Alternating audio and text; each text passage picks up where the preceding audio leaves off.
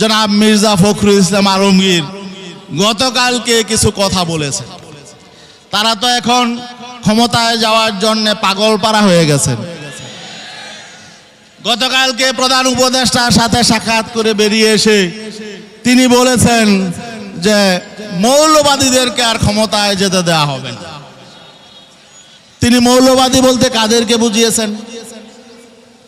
আমি জনাব ফখরুল ইসলাম সাহেবের কাছে প্রশ্ন রাখতে চাই, আপনি মৌলবাদী বলতে কাদেরকে বুঝিয়েছেন?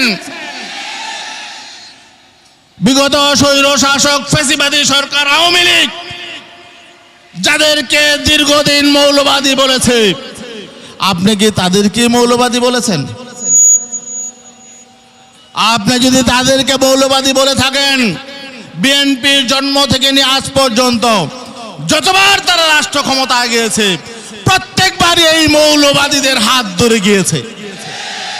এই মৌলবাদী শক্তির উপরে ব্যবহার করে তাদের সহযোগিতায় তারা ক্ষমতায় গিয়েছিল। তাহলে আগে ভুল স্বীকার করেন যে আমরা অতীতে যে মৌলবাদীদের সহযোগিতায় ক্ষমতায় গিয়েছি, মৌলবাদীদের উপর ভর করে ক্ষমতায় গিয়েছি, এটা আমাদের ভুল ছিল। আমরা পরিষ্কার বলতে চাই, আমরা জাতিকে আর বিভক্ত করতে চাই না।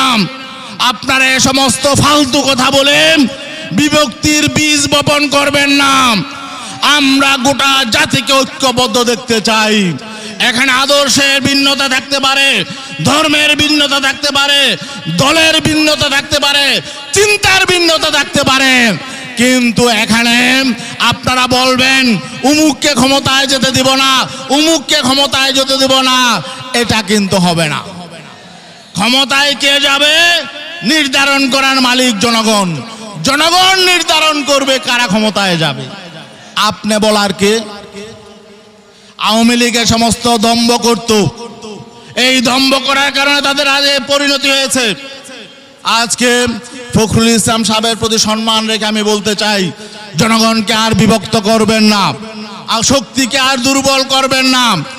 এই বাংলাদেশের শক্তি হলো জনগণের ঐক্য, দেশপ্রেমিক জনতার ঐক্য। এই ঐক্যকে আপনারা দুর্বল করবেন না। আপনাদের প্রতি অনুরোধ থাকবে, বিভক্ত করবেন না। আমরা একটি জাতীয় ঐক্য গড়ে তুলে দেশকে এগিয়ে নিয়ে যেতে চাই। কিন্তু আপনারা এবার যেভাবে কথাবার্তা বলা শুরু করেছেন, আলামত কিন্তু ভালো নয়। আর 5ই আগস্টের পট পরিবর্তনের মধ্য দিয়ে নতুন করে দখল পাল্টা দখল শুরু হয়ে গেছে। আমরা তো এটা চাই নাই। আমরা বিগত 53 বছরের রাজনীতির সংস্কৃতি পরিবর্তন চেয়েছি, আমরা সিস্টেমের পরিবর্তন চেয়েছি। আমরা শুধু ক্ষমতার হাত বোতল চাই নাই। এক স্বৈরাচারের কবল থেকে আমরা আরেক স্বৈরাচারের কবলে দেশ পতিত হোক, এটা আমরা চাই না। আজকে আমাদের প্রিয় ছাত্র বন্ধুরা, ছাত্র ভাইরা যে সাহসিকতার সাথে নেতৃত্ব দিচ্ছে, আমি বলবো কাজ আরো অনেক বাকি। যাতে আমাদের এই অভ্যুত্থানের এই বিপ্লবের সুফল কেউ কেড়ে নিতে না পারে, যাতে এই বিপ্লবের অর্জন কেউ কেড়ে নিতে না পারে, এই বিপ্লব যাতে কেউ ব্যর্থ করে দিতে না পারে, এজন্য আমাদেরকে আরো কঠিন ভূমিকায় অবতীর্ণ হতে হবে। আমাদের জাতীয় ঐক্য গড়ে তুলতে হবে। কে কোন মতের, কে কোন আদর্শের, এটা এখন দেখার বিষয় নয়। প্রত্যেকে তার অধিকার নিয়ে যেতে বাংলাদেশে বসবাস করতে পারে। তার রাজনৈতিক অধিকার, সাংস্কৃতিক অধিকার, ধর্মীয় অধিকার সব কিছু যাতে সুরক্ষিত থাকে, মত প্রকাশের স্বাধীনতা যাতে থাকে, এজন্য আমাদেরকে ভূমিকা পালন করতে হবে। ইসলামী আন্দোলন বাংলাদেশ একটি দায়িত্বশীল রাজনৈতিক দল। আমরা ইসলামের আদর্শের আলোকে একটি সাম্যভিত্তিক সমাজ প্রতিষ্ঠা করতে চাই। আমরা ইসলামের কথা বলি শুধু এই জন্যে না যে এখানে শুধু মুসলমানরা সুবিধা পাবে বা ইসলামপন্থীরা সুবিধা পাবে, বিষয়টা এমন নয়।